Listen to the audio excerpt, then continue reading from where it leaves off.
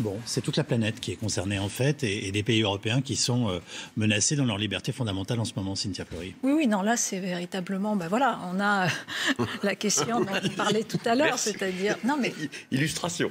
Mais illustration totale, mais qui montre d'ailleurs le cas Orban est absolument délirant. Hein. Je veux dire, il y a ce qu'on appelle les critères de Copenhague.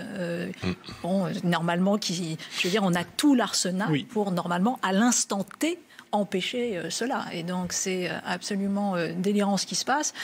Moi, simplement, alors je vais prendre la chose dans l'autre sens. Oui, voilà, au minimum, on voit à quel point, puisqu'on a eu cette fantasmatique, si vous voulez, pendant un petit moment de dire, et ce désamour des États de droit et des démocraties, on voit à quel point, voilà, tout de même, malgré tout, la gestion par un État de droit, par ailleurs un État social, est une gestion tout de même plus digne. Oui. Et on est d'accord absolument là-dessus. Ce sont les valeurs de l'État de droit, du partage des informations, etc., de la coopération scientifique et normalement de la responsabilisation des citoyens. Et je rappelle tout de même qu'un malade atteint du Covid est un malade.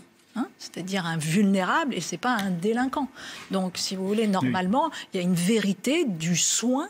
La première chose qu'on doit appliquer à lui, c'est le soin, c'est le régime de soins. Et nous, dans notre droit, le régime de soins, il est lié au consentement du patient. Donc, si vous voulez, c'est des choses quand même, on peut pas non plus s'asseoir dessus absolument.